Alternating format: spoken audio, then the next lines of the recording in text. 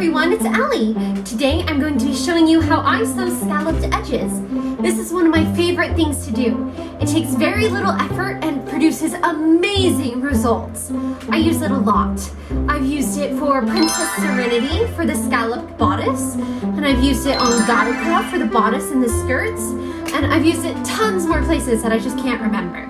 If I have an excuse to use a scalloped edge, I'm gonna. But I'm going to be showing you how I do it in various different shapes and forms. This is all going to be work for Cure Flora for the Pretty Cure Army at Anime Expo, which I am extremely excited for. Alright, are you ready? Let's go! Before we get started, we're going to need to talk about what materials we need. You can use any sort of fabric to make a scallop. However, I'm going to be using Casa Collection satin from Joann's.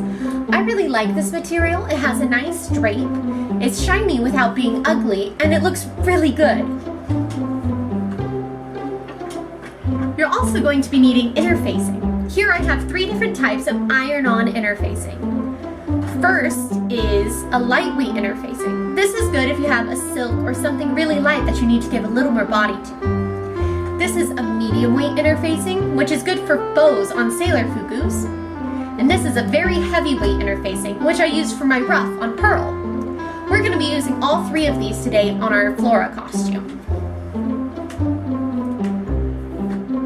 You're also going to want to have pins, a sewing machine, an iron, good scissors, a pencil, and probably a few other things, but we'll talk about those as we get to them. Let's get started. So now, let's figure out where Flora has scallops that we need to be working on. You'll notice that she has scallops down the front of her bodice, on her sleeves, and on the cuffs of her gloves. These are the scallops we're going to be working on today. So let's get started. I've already drawn my scallops onto my main pieces of fabric for Flora, but let me show you how I would do it if I hadn't already. I use an object with a round base like this tube of paint and a normal pencil. You can use a fabric pencil, but since this is going to be on the inside, it doesn't matter that much. So, you take the tube of paint and you trace around the bottom.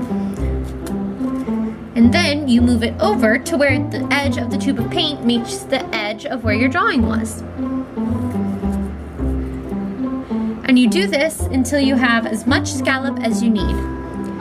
I find this part very relaxing because it's just very easy to do.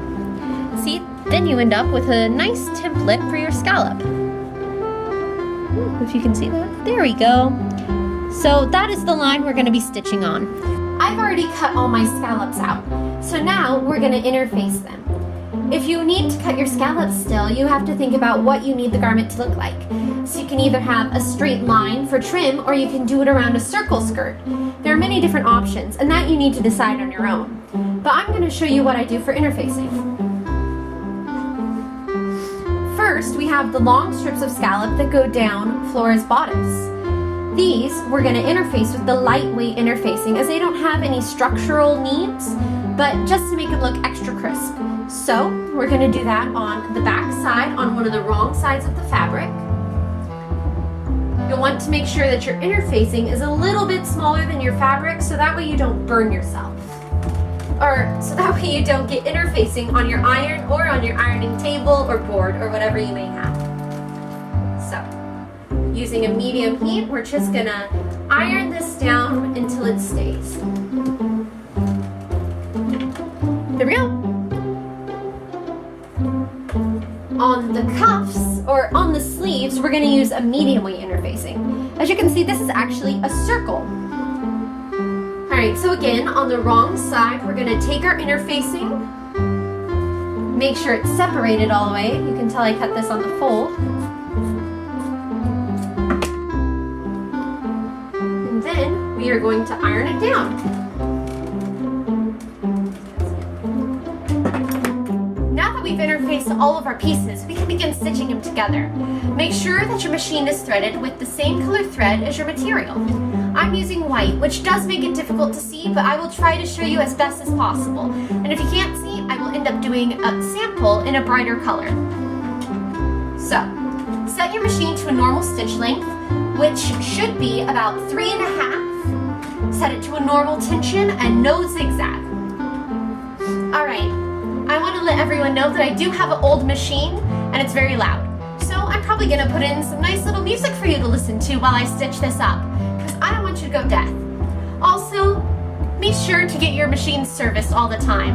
I obviously haven't, and so I have to use a pencil to hold my feed dogs up. That shouldn't happen. So do take care of your machine so it can love you, unlike mine. Alright, remember to backstitch at the beginning and the end, and let's go. Alright, so we've come to a point. Make sure your needle is in your material, lift your presser foot, and turn the material to face the direction you want to go next, and continue.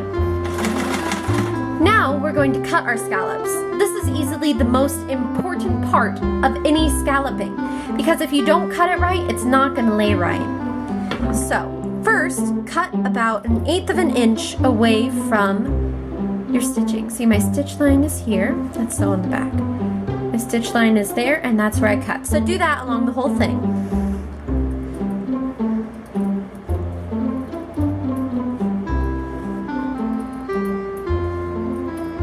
Be careful you don't clip into your threads, or else you'll have to go over that bit again.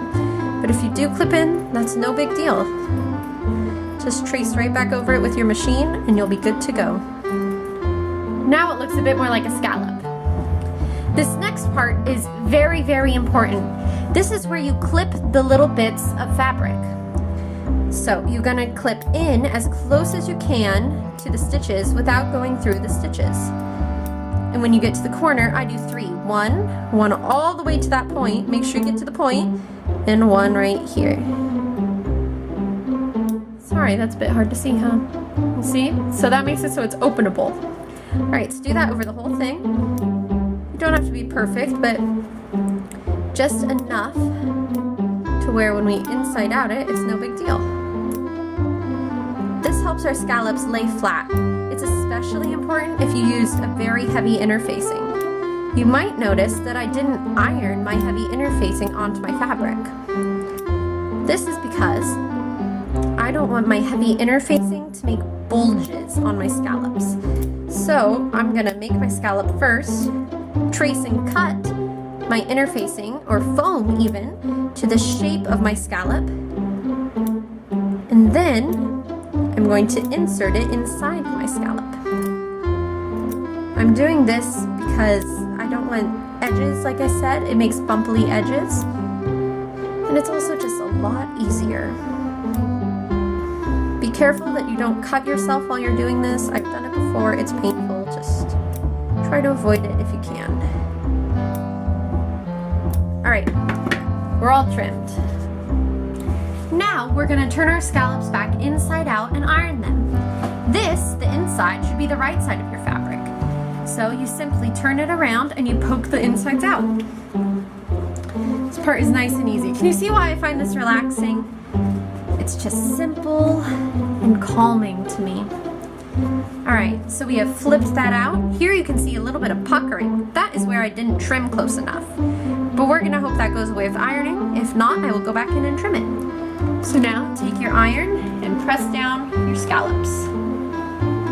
If you rub them together, it makes it open all the way as you're ironing, which I found can be very helpful to get the full rounded scallop effect.